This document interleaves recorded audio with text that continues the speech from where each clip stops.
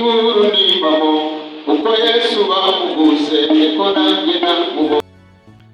Tubahaye ikaze kandi turabashuhuje inshuti bakunzi bacu ba Fabo TV.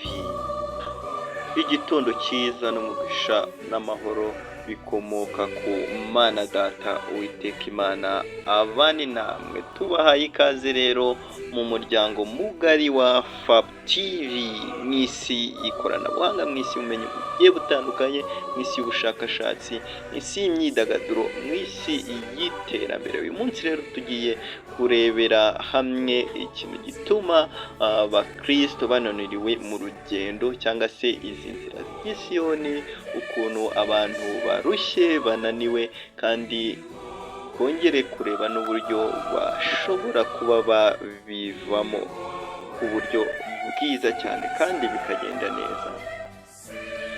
Gaye nguko turaje rero bakristo bene data mu buryo burambuye tubashe kuba twaganirira kuri ibi bintu bikurikira. Ariko hagati aho, niba ukigera hano bwa mbere, tuguhaye ikaze tukubwira ngo banza kandi subscribe hariya kandi no kukazogera uzajya ubona ibiganiro byacu, inkuru zicukumbuye n'ibindi bigiye bitandukanye tubagezaho umunsi ku munsi. Wowe usanzwe udukurikira, n'ukuri amahoro y'Imana akomeze kubana nawe, Imana ikomeze kugushyigikira. Nk'uko twari tubivuze rero, tugiye kureba igituma abakristo bananirwa muri uru rugendo rw'Isiyoni, rutuma bamwe basubira inyuma. Nuko tugiye kureba ibintu by'ingenzi biza bituma nk'umuntu wari urimo neza asubira inyuma, ugasanga ahagaritse kwizera yari afite. Ese ni ibiki? Ikintu cya mbere rero, umukristo usenga cyangwa se usanzwe ufite amasezerano, hari igihe kigera we nk'ubwe nk'umuntu yatekerezaga ko ya masezerano Imana yamusezeranyije agiye gusohora, ugasanga ibyo yari yitezemo cyangwa se ibyo yari yiteze ko Imana igiye gukoreramo siko bigenze. Ugasanga umuntu acitse intege akavuga ati ese narabeshywe, Imana irabeshya n'iki. Ariko Kristo bavandimwe, ubwo ntabwo ari bwo Kristo bwa nyabwo, kubera ko umukristo wa nyawe arizera kugeza ku gupfa cyangwa se ku rupfu. Ni gute rero ushobora kuba wamenya uburyo wabitwara ibyo ngibyo tubijyaniranye? Imana ntabwo ikora nk'abantu, ntabwo Imana ijyana n'amarangamutima yacu ngo ihaze ayo marangamutima yacu aba ari ikoreramo. Imana ikora ku buryo bwayo butandukanye n'uburyo twibwira.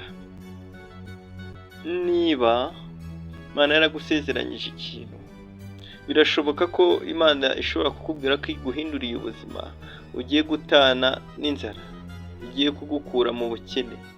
Birashoboka cyane, kandi koko ubutinzemo.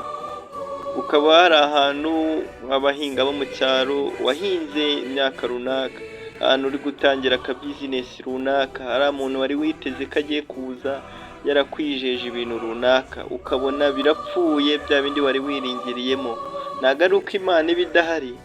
Imana kuko ibije, kandi Imana ije ikuraho ibidafite umumaro ku buzima bwawe, ikuraho ibidafite ubuhamya, ikaza gukora nk'Imana. Rero ibyo ngibyo bituma abakristo bacika intege bagasubira inyuma, kuko bari bazi yuko Imana yavuganye nabo ko igiye kubahindurira amateka. Bya bindi bari biringiriyemo bikavaho, inzara ndetse ikaba nyinshi uba yari isanzwe ihari, ndetse ubukene bukaba bwinshi uba bwari busanzwe buhari, ndetse n'ibindi bijyanye n'ubuzima bugoye ugasanga bibaye byinshi. Ariko ntibivuze yuko Imana idahari, kuko Imana ihora ari Imana. Iza mu gihe abantu batabitekerezaga, iza nyine irindirije kugira ngo abantu bazabone agaciro kayo. Mu gihe babonaga ko nta nzira, abantu babonaga ko nta ntsinzi, abantu babonaga ko wowe ntacyo uri cyo, ni cyo gihe Imana ntabwo iza. Mu gihe abantu babona ko ije, nyine iza mu gihe cyabyo.